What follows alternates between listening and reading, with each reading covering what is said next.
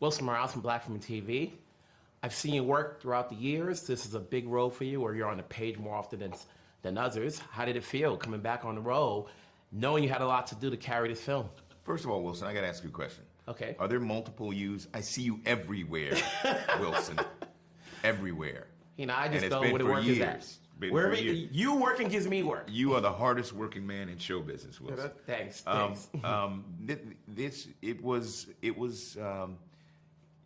It was a wonderful script, and Cord didn't have anyone else in mind. He says when he began to write it, and he sent me the script, and he sent a note along with it. He said, when I started working on this, I thought of you, and I have no plan B.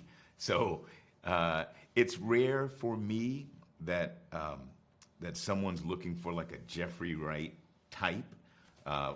When I work, I generally try to stay flexible, and I put myself in a lot of different types of characters and a lot of different types of genres. But this one was pretty close to home in many respects, particularly the relationship to the mother. You know, some of us reached that phase in our life where we're asked to be the caretaker of she who was our caretaker, and I knew that piece well. So, you know, I just look forward to jumping into it and telling the story, because I think it's a rare story too. We don't really see families like this. Certainly, it's the first time that I've been asked to play, you know, a family dynamic like this. And I think Monk is a character too that we don't often see. He's a guy who's trying to be intellectually and creatively free, and you know, he's a bit of a misanthrope, but he's an equal opportunity misanthrope, you know, as everybody. And at the same time, he's wrestling with questions of love and family and responsibility and things like that. It was just a rich mix to play, and a rare one for American cinema, I think. The chemistry between you and the actors in this movie, where you're playing brother, sister, brother, son, mother, it's so real that, you know, this was why the audiences love it, because they can see themselves in this role. Mm-hmm. You know, and I don't know how well your relationship is with the actors in real life, but you guys played well. How was that set like, you know, when you got the script and you're playing as it is? We're all on the same page, literally. We all read this script and loved it, and were super passionate about being a part of it. So when we got together, we were like, yeah, let's do this. Let's tell this story. And thankfully, you know, you never know. You know, the question I often have when I'm working with actors that I've never worked with before is not whether we can work together, but are we going to get on? You know, because, you know, it just makes things much easier. We fell into this. We wanted to be there. We had wonderful emotions, ideas, and notes to play. And we just had a ball doing it. You know, Tracee Ellis also plays my sister. The only problem working with Tracee is that I blew more than a few takes laughing with her when I should not have been laughing. She's so funny. She's so expressive and so unpredictable and grounded at the same time. It was just, you know, she felt like a sister to me. Likewise with Sterling. You know, Sterling's character, he's the younger brother here, and he's just a menace, and he has a ball with it. It was easy because we all came and threw ourselves into it. And then, of course, at the center, you know, the legendary Leslie Uggams, who, you know, I told on the last day that we worked together, I said, I have to tell you, Mom, I've had a crush on you since the first time I saw you, which is awkward, of course, because she was playing my mother. But just a wonderful group of actors coming to do, work on a wonderful script, and I can't wait for audiences to come in and, yes, as you say, find themselves in the story. And I think people will find their way from various backgrounds, because there's a universality to the story of that family that I think will resonate with a lot of people. Congratulations on the road. Can't wait to see you do more. Thank you, Wilson. Yeah. Wilson Morales from Black Women TV. You've never directed a video, a short, a documentary. This is the first one. At what point in your career did you say, I'm ready to get behind the scene and direct it? About 2016, I was working on a TV show called Master of None with Aziz Ansari, and Aziz asked me if I'd ever thought about directing before, and I told him no, because I don't know anything about cameras or lighting, and he said, you don't need to know anything about cameras or lighting. You can hire people who know about that stuff. All you need is a vision, and you need to be able to articulate that vision to other people who can work with you to make it. And so he planted that seed, and then when I found this novel, Erasure by Percival Everett in 2020, it felt like I'd finally found the story that I was willing to sort of take the leap and try to direct on. So that's sort of, it was just a collusion of an idea that I'd been having for a few years, and then this story that I found that felt like it was written specifically for me. Not only this story, but then you have a cast that everybody's aware of, from Jeffrey to Tracee to Issa, and the list goes on, and it's like, okay, I'm wondering what was it that got them to say yes? Was it just you, the script, Jeffrey, or was it one after the other, and they're like, I'm on board? I think that the reality is all of the above, but I think that the thing that they told me consistently was the script. This is, very frequently I think that black actors are not given sort of the substantial roles that they're craving. I think that they're frequently given side roles, or sort of like roles that feel like they're not fully layered individuals and real characters. And so, the thing that I wanted to set out to do when I wrote the script was to make sure that there was no sort of character who just served as window dressing and sort of just stood in the background and in order to sort of provide a little bit of story so that everybody else could go on, and then they disappear and fade into the background. I wanted to make sure that everybody had sort of like a fully complete arc. And so, yeah, that to me is what the actors kept saying when they joined on, was that the script really convinced them that this was going to be a part that was special for them. The thing about this movie is that it's heartfelt, it's entertaining, and it's comedic, and finding the balance between both of them, between comedic and dramatic, is never easy. For you, first time, what was it that it took for you to say, okay, this scene is working? Yeah, I think that for me, life is neither comedy nor tragedy, and I wanted the movie to feel like life. And so, yeah, it's both comedic and tragic, and in the way that life is, in the way that life can be, both very funny and very dramatic in the same day, sometimes in the same hour.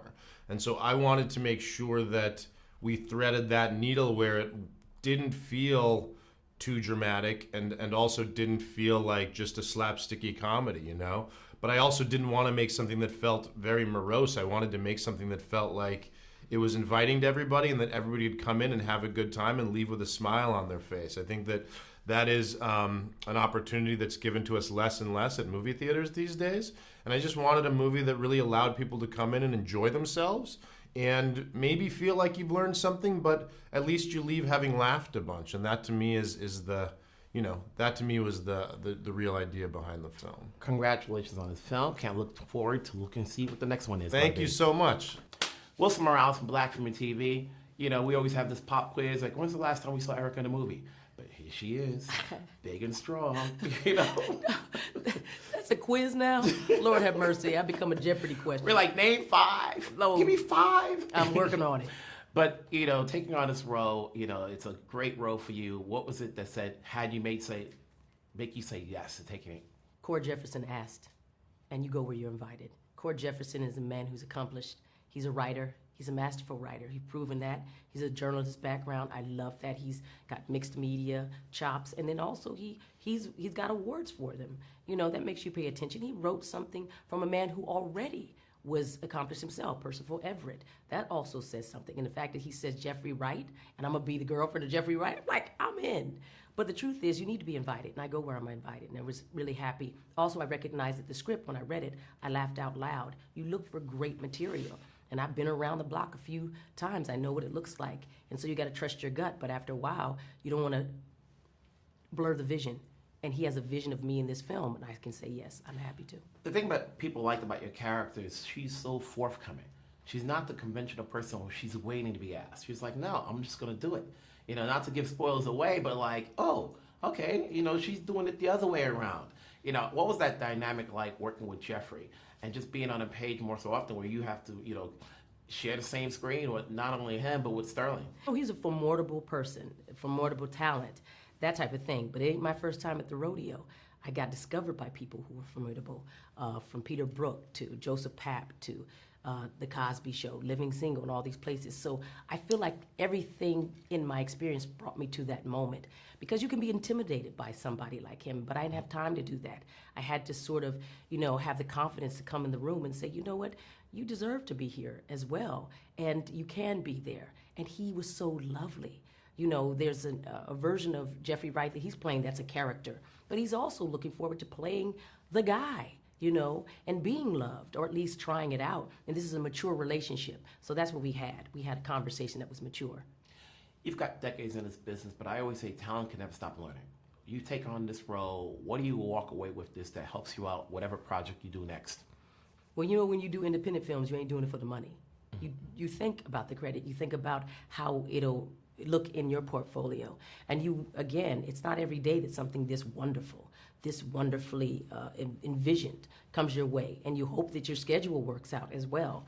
So I'm hoping that people see that I'm doing my best to accomplish something in my career that is a very distinct and unique version of who I am, Erika Alexander from Arizona, daughter of 2 orphans, that type of thing, but also is a more complete version of, I think, who Black people are. And Black people are the biggest culture makers in world history. African Americans are no joke, and yet we don't often know who we are. We're passing in life through all these different identities that we've had to be in order to be successful and make progress. We need to start to come back to ourselves and rely on our gut. And everybody who has those stories that they've been waiting for need to find a way to fund them and give the encouragement they need in order for them to be successful. Congrats on this role. You did amazing. I can't wait to see what you do next. You say Erika Alexander from Arizona. I'd say from Whitsett County. And of course, from Arizona, too. Look at that. Come on now. Hey. Meant to be, Wilson. Meant to be. Congrats. Grazie. Wilson Morales from Black Women TV. Here you are playing brother and sister. Yes, we are. We won't give any spoilers away, but what was that chemistry like on set? We didn't work together. That's why I said I wasn't trying to give it away. You were leaving as I was coming in. People were like, yeah, is her mama coming? We're going to go to the concert. And I was like, oh, I missed it. Yeah. A testimony to the writing that a lot of folks have said similar things and that we didn't even get a chance to spend time with each other. It's funny. I also felt it when I watched the film.